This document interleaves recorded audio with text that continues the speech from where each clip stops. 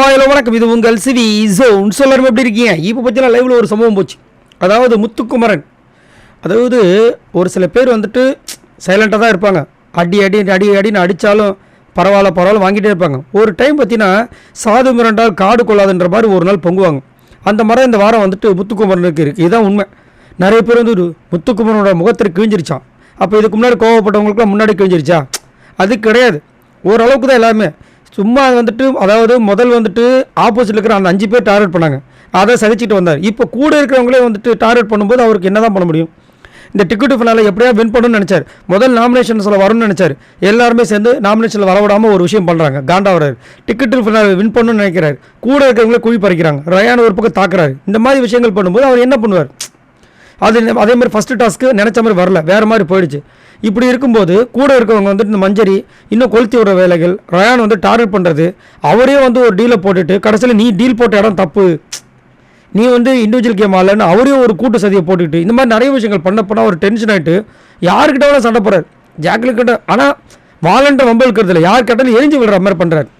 அதனால் இதெல்லாம் தீபக் பார்த்துட்டு நிறைய இடங்களை சொன்னார். இப்பயும் தனியாக கூப்பிட்டு சொல்கிறார், முத்து முதல்ல நம்ம வந்துட்டு ஒருத்தங்களுக்கு நீ எப்படி முன்னாடி இருந்தேன் இப்போ எப்படி இருக்குன்றது உனக்கு தெரியுதான்னு தெரியல. இல்லைண்ணே அவங்க என்ன அதெல்லாம் விடு.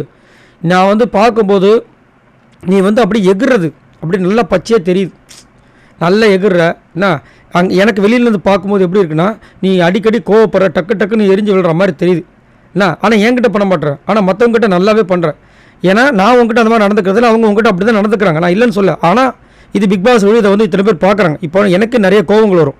நான் வந்து எல்லார்கிட்ட ஒரே மாதிரி பேச முடியாது. உங்ககிட்ட நான் ஒரு மாதிரி பேசுவேன், நீ டக்குன்னு புரிஞ்சுப்பேன்னு சொல்லிட்டு ஒரு மாதிரி பேசுவேன். ஆனால் இதே நான் மஞ்சரிக்கிட்டேயோ பவித்ரா கிட்டேயோ ஜாக்லின் கிட்டேயோ நான் பேசினா வேறு மாதிரி தான் பேசி ஆகணும். அவங்களுக்கு ஏற்ற மாதிரி பேசணும். இல்லை நான் உங்ககிட்ட பேசுகிற மாதிரி பேசினா கண்டிப்பாக அங்கே ஒரு பிரச்சனை வரும்.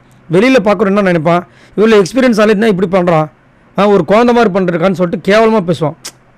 அதே மாதிரி தான் நீ வந்துட்டு அவங்க பேசுகிறாங்களா விட்டுடு.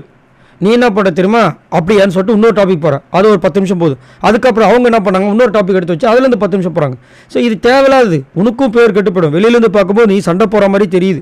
அதனால் தயவு செஞ்சு கொஞ்சம் கிளவராக நடந்துக்கோ அப்படின்ற மாதிரி ஒரு சூப்பரான அட்வைஸ் கொடுக்குறாரு. இது வரைக்கும் யாரும் இந்த மாதிரி அட்வைஸ் கொடுக்கல முத்துக்குமரனுக்கு. அது ஒன்று. அதே மாதிரி முத்துக்குமரன் வந்து இப்போதைக்கு யார் சொன்னால் கேட்பாருன்னா தீபக் சொல்கிறது மட்டும் தான் கேட்பார். ஏன் அப்படின்னா நேற்று ஒரு சம்பவம் பண்ணார் தீபக். அதுலேருந்து முத்துக்குமரன் ஒரு மாதிரி ஆகிட்டார். ஏன்னா முத்துக்குமரன் பிளான் பண்ணி அருணும் ராணுவம் ஒரு அடி அடிக்கும்போது டப்புன்னு ரிவெஞ்ச் எடுத்தார். வேறு மாதிரி வெறுத்துருந்துச்சு. அதுக்கப்புறம் அவரை ரிவெஞ்ச் எடுத்து அவரை வந்து நம்ம விஷால் வெளியே அனுப்புகிறார். அது வேறு விஷயம். பட் நல்லா இருந்துச்சு.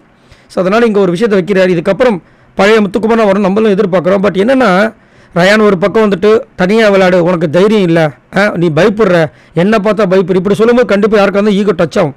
அந்த மாதிரி வார்த்தைகளை விடுறவங்களை விட்டுட்டு இவரும் பிடிச்சிக்கிறாங்க, நீ வந்து வார்த்தை வர, நீ வார்த்தை வரன்ட்டு. இவரும் வந்துட்டு கொஞ்சம் அதை கண்ட்ரோல் பண்ணி பழைய முத்துவா இறங்கி விளையாண்டாருனா வேறு மாதிரி வெறுத்தனமாக இருக்கும். எனக்கு தெரிஞ்சு தீபக் சொன்னதுக்கப்புறம் கண்டிப்பாக வந்துட்டு மாறுவார் எனக்கு தோணுது. ஏன்னா லைவில் இப்போ பார்க்கும்போது செம்ம ஃபன்னாக போயிட்டுருக்கு. ஒரு பக்கம் விஷால் அருண் கூட வந்து செம்ம ஃபன்னாக கலாச்சிட்ருக்காரு, பழைய முத்து மாதிரி இருக்கார்.